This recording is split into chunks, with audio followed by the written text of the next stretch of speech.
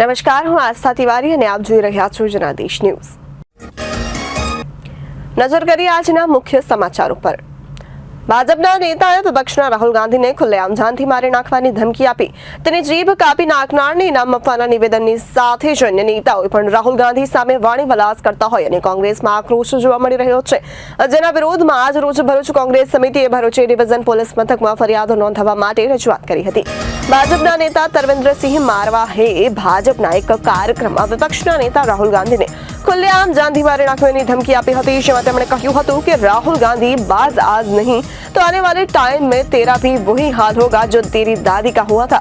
એટલે કે ઇન્દિરા ગાંધીની જેમ હત્યાની વાત કરી છે। જ્યારે મહારાષ્ટ્રના સંજય ગાયકવાડ, ધારાસભ્ય સિંધેસીના રોજ જે કોઈ વિપક્ષના નેતા રાહુલ ગાંધીની જીભ કાપશે તેને લાખ ઇનામ આપીશ, ત્યારે રેલવે રાજ્યમંત્રી રવનીત બિહુએ પણ મીડિયા સાથે જાહેરમાં વાત કરતી વખતે વિપક્ષના નેતા રાહુલ ગાંધીને દેશનું નંબર 1 આતંકવાદી કહ્યું છે અને બિટ્ટુએ હિંસા ભડકાવવા અને શાંતિના ભંગ કરવાના ઉદ્દેશ્ય સાથે ગાંધી વિરુદ્ધ જાહેરમાં જ નફરત અને આક્રોશને ભડકાવવા માટે જાણી જોઈને નિવેદન આપ્યું છે। આ નિવેદનનો ટીવી ચેનલો પર અનેક સોશિયલ મીડિયા પર વ્યાપક પ્રચાર કરવામાં આવી રહ્યો છે। આવા અનેક નિવેદનો રાહુલ ગાંધી માટે આપવામાં આવ્યા છે, જેથી કોંગ્રેસ પાર્ટીના લોકોમાં આક્રોશ ફેલાઈ ગયો છે। યુવાનોના દિલની ધડકન આવતીકાલનું ભવિષ્ય જોઈ રહેલા છે એવા રાહુલ ગાંધીજી માટે, વિપક્ષના નેતા માટે આજે ગમે ગુંડાગર્દીની ભાષા, ગમે ભાષા બોલવી, એમને ઈજા પહોંચે, એમને મૃત્યુ સુધીની વાત કરવી, આટલી ખરાબ નિમ્ન કક્ષાની સત્તાધારી પાર્ટી દ્વારા જે વાતો કરવામાં, નિવેદનો કરવામાં આવે છે, આગેવાનો દ્વારા, જે જવાબદાર આગેવાનો છે એ લોકો નિવેદન ગમે ગુંડાકીય ભાષા બોલે છે, તેની સામે આજે અમે શહેર કોંગ્રેસ, જિલ્લા કોંગ્રેસના આગેવાનો, જો સામાન્ય માણસ આ ભાષા બોલે, કોઈના મૃત્યુની, મર્ડરની, ગુંડાકીય ભાષા બોલે, તેની સામે તરત જ એફઆરઆઈ થઈને ગુનો નોંધાય છે। તો કાયદો બધા માટે સરખો છે, તો અમની સામે તાત્કાલિક ધોરણે એફઆરઆઈ થાય અને તાત્કાલિક ગુનો નોંધાય એવી માગણી કરવા માટે અમે સર્વ આગેવાનો ભેગા મળીને આવેલા છે। નજર કરીએ રાજકોટ તરફ તો રાજકોટના ગોંડલ માર્કેટ યાર્ડમાં નવી મગફળીની આવકનો પ્રારંભ થઈ ચૂક્યો છે, ત્યારે માર્કેટ યાર્ડમાં નવી મગફળીની 30,000 ગુણીની આવક થઈ છે। નવી મગફળીના હરાજીમાં 20 કિલોના ભાવ ₹750 થઈને લઈને 1200 સુધી બોલાયા છે। યાર્ડના ચેરમેન અશોકભાઈ ઢોલરિયાએ મગફળી સૂકવીને લઈને આવવાની વાત કરી છે। આ વર્ષે સૌરાષ્ટ્રમાં મગફળીના વધેલા વાવેતર વચ્ચે યાર્ડમાં મગફળીની આવક વધવાની પણ શક્યતા સેવાઈ રહી છે।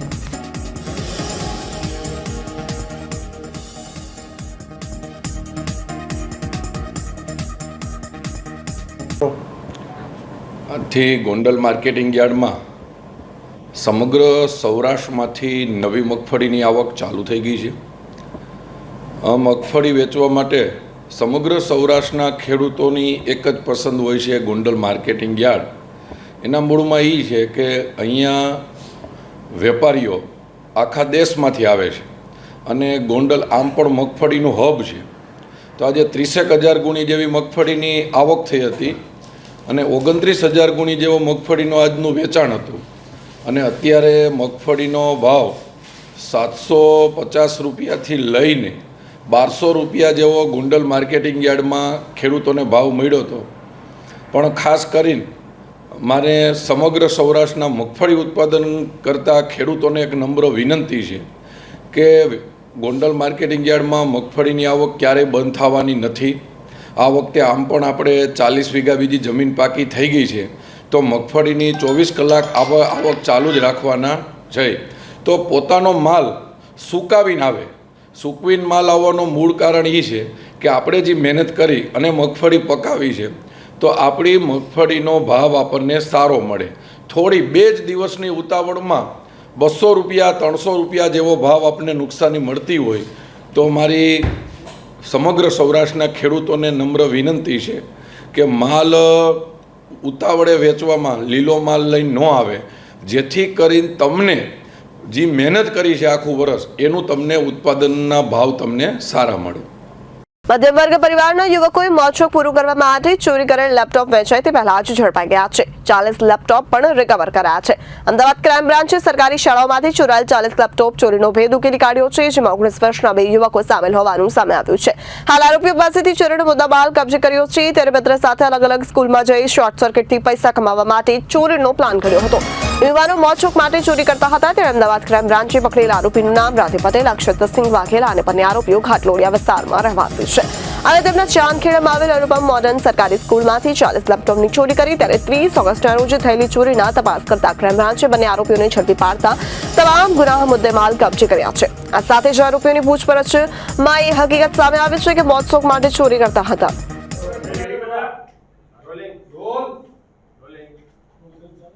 લેપટોપ ચોરીનો ભેદ ઉકેલાયો છે। કેટલા લેપટોપ પકડવામાં આવ્યા છે, કેટલા આરોપી છે, ક્યાં ચોરી થઈ હતી, કઈ રીતે આ ગુનાનો ભેદ ઉકેલાયો?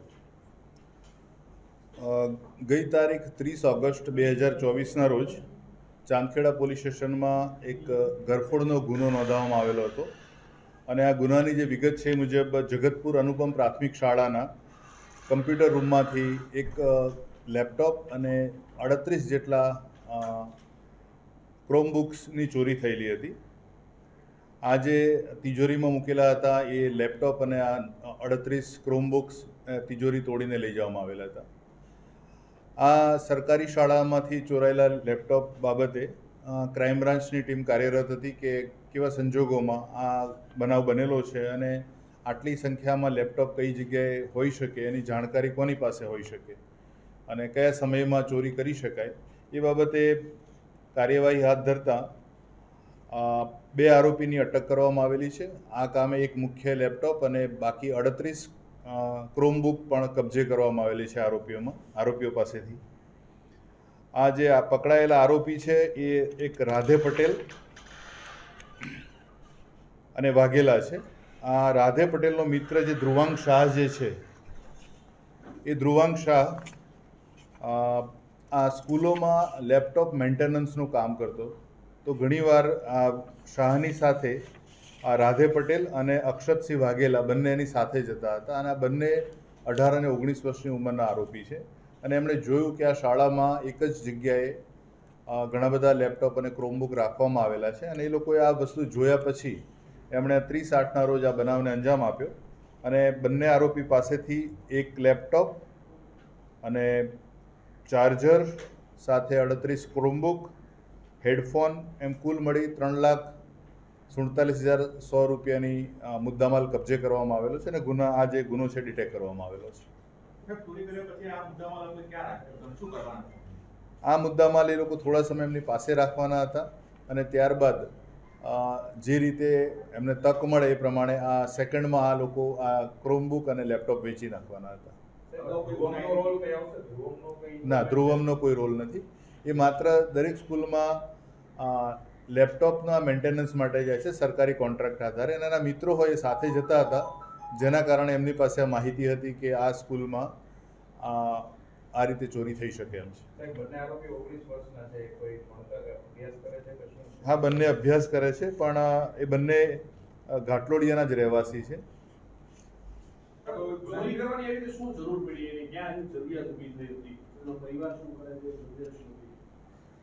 આ લોકો સામાન્ય બેકગ્રાઉન્ડથી આવે છે અને એ લોકોને એવું હતું કે આટલા લેપટોપની ચોરી કરવાથી એમને જે પણ મોજ શોખના રૂપિયા જે વાપરવા મળશે એ મળશે એટલે, અને પૂર્વ ગુનાહિત કોઈ ઇતિહાસ નથી, પરંતુ એમની જે તક મળી અને જે એમની લાલચ હતી પૈસા કમાવાની કે આટલા લેપટોપ ચોર્યા કર્યા પછી આટલા રૂપિયા મળશે એ અંદાજે આ ગરફોડ થયેલી છે। અખિલ ભારતીય તેરાપંથ મહિલા મંડળ દ્વારા 3 દિવસ માટે રાષ્ટ્રીય મહિલા અધિવેશન સંરક્ષણનું આયોજન કરવામાં આવ્યું છે। અખિલ ભારતીય તેરાપંથ મહિલા મંડળ એ તેરાપંથ જૈન સમાજનું એક મોટું મહિલા સંગઠન છે, જેના હેઠળ લગભગ 60,000 મહિલા સભ્યો ભારત અને નેપાળમાં 500થી વધુ શાખાઓ દ્વારા સક્રિયપણે કાર્ય કરી રહી છે। ત્યારે મહિલા સશક્તિકરણ, આધ્યાત્મિક અને સાંસ્કૃતિક ઉદ્દેશ્ય સાથે સંસ્થા છેલ્લા 5 દાયકાથી સતત ગતિશીલ છે। તેરાપંથ ધર્મના વર્તમાન આચાર્ય મહાશ્રમણજીના માર્ગદર્શન હેઠળ આ સ્થાનિક આધ્યાત્મિક, સામાજિક અને શૈક્ષણિક ક્ષેત્રે महिला उत्थान माटे कार्य कर रही है। मैं विजयलक्ष्मी भूरा, मैं अखिल भारतीय तेरापंथ महिला मंडल में उपाध्यक्ष के पद पे हूँ। हमारा अधिवेशन का मोटो ये रहता है कि कैसे हम भावी पीढ़ी में भौतिकतावाद और आध्यात्मिकता का सामंजस्य करें, क्योंकि यहाँ पे सब माताएं आती है जिनके बच्चे कोई बड़े हो रहे हैं, कोई बड़े हो चुके, तो उनमें धर्म और परिवार और भौतिकतावाद में हम सामंजस्य कैसे रखें, इस बात को वो यहाँ से हमारे गुरुवर से सीख लेके जाते हैं, वो ही अपने परिवार में इसको फॉलो करते हैं। अखिल भारतीय तेरापंथ महिला मंडल की राष्ट्रीय अध्यक्ष सरिता डागा, कल से हमारा राष्ट्रीय अधिवेशन प्रारंभ हो रहा है। संरक्षण इस राष्ट्रीय अधिवेशन की थीम है। पूरे भारतवर्ष में 1000 लेडीज आ रही है और हमारे पूरे भारतवर्ष में 500 से ज़्यादा ब्रांचेज है और 60,000 लेडीज उसमें कार्य करती है। कल गुरुदेव की सन्निधि और साध्वी प्रमुखा श्री जी, उसके साथ साथ गुजरात के राज्यपाल महामहिम देवव्रत जी भी पधारे हैं। 3:30 बजे उनके साथ हमारे कार्यक्रम का आगाज होगा और उसमें हमारी जितनी भी बहनें आएगी उनको संस्कार, महिला सशक्तिकरण और कैसे बैलेंस लाइफ में बैलेंस रखें, कैसे परिवार में बैलेंस रखें, कैसे कैरियर और परिवार के साथ बैलेंस करके चलें, इस पर मेन प्रशिक्षण दिया जाएगा। और इसके साथ साथ खुद के अवेयरनेस के लिए आध्यात्मिक फील्ड और मौलिक सिद्धांतों धर्म के साथ कैसे जुड़ें, इसका भी प्रशिक्षण दिया जाएगा। इसी के साथ ओम नीलम सेठिया, निवर्तमान राष्ट्रीय अध्यक्ष अखिल भारतीय तेरापंथ महिला मंडल। वह स्थान स्वतः ही पावन बन जाता है जहाँ पर संत पधारते हैं। तो इस वर्ष सूरत नगरी का यह अहोभाग्य है कि यहाँ पर तेरापंथ धर्म संघ के 11वाधिशास्ता आचार्य श्री महाश्रमण जी का पादार्पण ही नहीं, पूरा चातुर्मास हो रहा है। और इसी चातुर्मास के दौरान अखिल भारतीय तेरापंथ महिला मंडल का 39वां राष्ट्रीय अधिवेशन समायोजित किया जा रहा है। संरक्षण इसकी थीम है। इस अधिवेशन के दौरान रक्षा की जाएगी, संरक्षण किया जाएगा। किसका? हमारे संस्कारों का, हमारी नैतिकता का, हमारे पारिवारिक जो हमारी संस्कृति का, इन सभी चीज़ों का संरक्षण किस प्रकार किया जाए, इस पर हमारे आचार्य श्री, हमारे साध्वी प्रमुखा विश्रुत विभाजी सभी हमें सघनता से प्रशिक्षण देंगे। धन्यवाद। नीलम सेठिया, निवर्तमान राष्ट्रीय अध्यक्ष अखिल भारतीय तेरापंथ महिला मंडल। इस मंडल में कितनी महिलाएं जुड़ेगी, क्या? इस अधिवेशन में अखिल भारतीय तेरापंथ महिला मंडल की 500 ब्रांचेस हैं। 500 ब्रांचेस में से लगभग 350 से 400 ब्रांचेस की लगभग 1200 से 1300 महिलाएं इस अधिवेशन का हिस्सा बनने वाली हैं। हमारे सर्कल्स बन चुके हैं। रोड्स पे, चौराहे पे जो मेन सिटीज़ है हमारी, चाहे वो गांव हो या सिटीज़ हो, वहाँ पर हमारे लगभग 100 सर्कल्स बन चुके हैं। सर्कल्स पे आचार्य महाश्रमण कन्या सुरक्षा सर्कल्स का निर्माण हो चुका है और इसके अंतर्गत हमारी लगभग 1000 से भी ऊपर बेंचेस बन चुकी हैं। बेंचेस पे हमारे स्लोगन रहता है, करनी है जीवन की रक्षा, कन्याओं की करो सुरक्षा।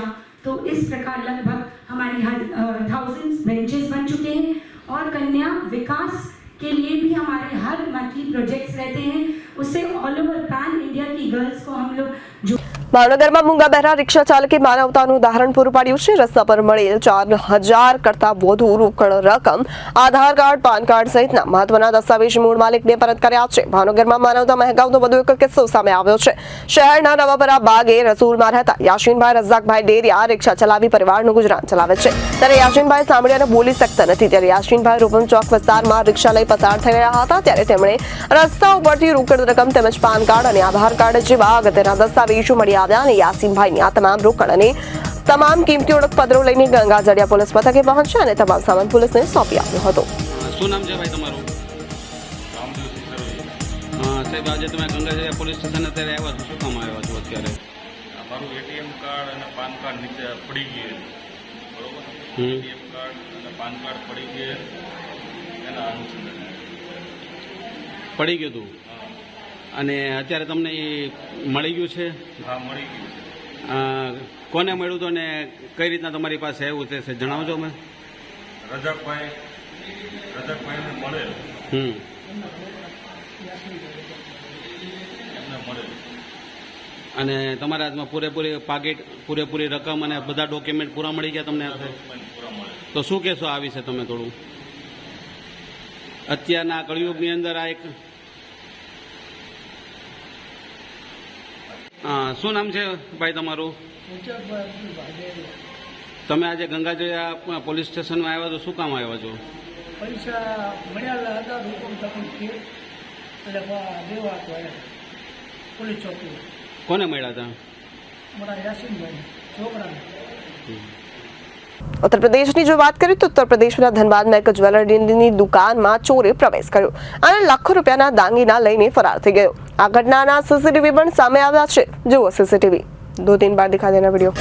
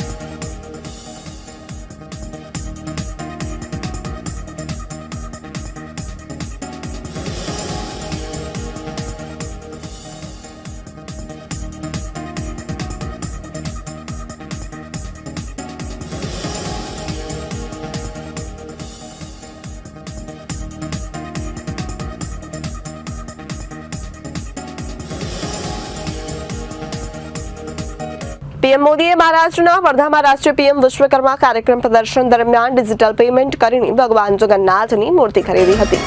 जय जगन्नाथ। तो हमको क्या सजेस्ट करते हो आप, क्या ले जाएं हम? सबसे बढ़िया चीज क्या देंगे आप? हाँ, हमारे पूजा में रहेगा।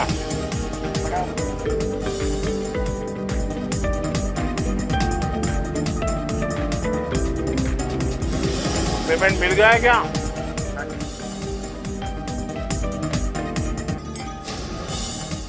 जय जगन्नाथ। तो हमको क्या सजेस्ट करते हो आप, क्या ले जाएं हम? सबसे बढ़िया चीज क्या देंगे आप? हाँ, हमारे पूजा में रहेगा।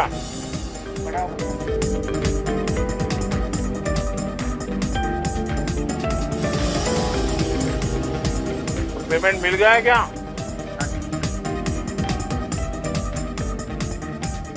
जय जगन्नाथ। तो हमको क्या सजेस्ट करते हो आप, क्या ले जाएं हम? सबसे बढ़िया चीज क्या देंगे आप? हाँ, हमारे पूजा में रहेगा।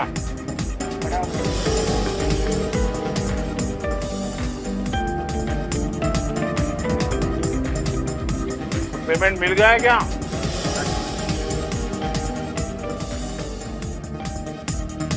હાપુનો રસ અને થૂકની રોટલી અહીં નહીં મળે। સીએમ યોગીએ ગોરખપુરમાં ફ્લોટિંગ રેસ્ટોરન્ટના ઉદ્ઘાટન પર વાત કરી હતી અને ભડકાઉ ભાષણમાં શું બોલ્યા યોગી તે સાંભળો। सुविधा प्राप्त हो और अच्छा है, यहाँ पे जो मिलेगा कम से कम वो हापुड़ वाला जूस तो नहीं मिलेगा ना, या थोक लगा करके वे रोटियां तो नहीं मिलेंगी, या तो शुद्ध मिलेगा जो भी मिलेगा। और इसलिए आज जब मैं यहां पर इस फ्लोटिंग रेस्टोरेंट का शुभारंभ हम लोग कर रहे हैं, तो इस अवसर पर आप सब इसका आनंद ले पाएंगे। गोरखपुर आने वाले अतिथियों को इधर यहां पर लेकर के आने में आपको सफलता प्राप्त होगी, लोगों को लगेगा सुविधा प्राप्त हो। और अच्छा है, यहाँ पे जो मिलेगा कम से कम वो हापुड़ वाला जूस तो नहीं मिलेगा ना, या थोक लगा करके वे रोटियां तो नहीं मिलेंगी, या तो शुद्ध मिलेगा जो भी मिलेगा।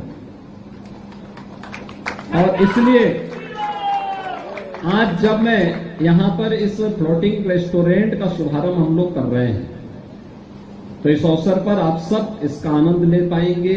गोरखपुर आने वाले अतिथियों को इधर यहां पर लेकर के आने में आपको सफलता प्राप्त होगी, लोगों को लगेगा। મારી તસવીર જુઓ અને યોગીજીની તસવીર જુઓ, તમને ખબર પડશે કે માફિયા કોણ છે। સભા પ્રમુખ અખિલેશ યાદવે મુખ્યમંત્રી યોગી આदित्यनाथ पर कटाक्ष करता શું બોલ્યા તે સાંભળો। वो कई बार बोल चुके हैं। अच्छा आप बताओ, नहीं आप देखिए, मेरी भी तस्वीर देख लो आप और उनकी भी तस्वीर देख लो, माफिया कौन लगे बता दो। वो कई बार बोल चुके हैं। अच्छा आप बताओ, नहीं, आप देखिए, मेरी भी तस्वीर देख लो आप और उनकी भी तस्वीर देख लो। माफिया कौन लगे ये बता दो। वो कई बार बोल चुके हैं। अच्छा, आप बताओ। नहीं, आप देखिए, मेरी भी तस्वीर देख लो आप और उनकी भी तस्वीर देख लो। माफिया कौन लगे ये बता दो।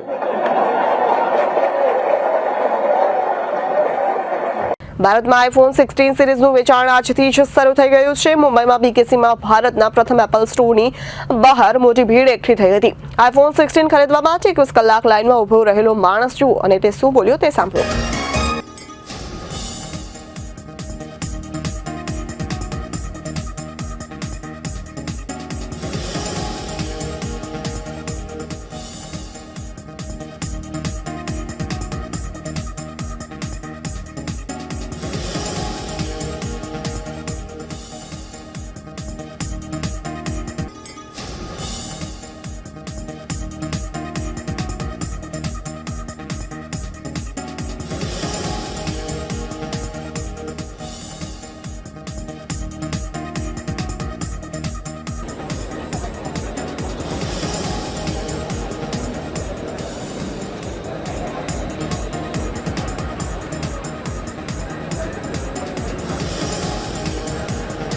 તો આ હતા આજના મુખ્ય સમાચારો। ફરી મળીશું નવી વિગતો સાથે। ત્યાં સુધી જોતા રહો જનાદેશ ન્યૂઝ।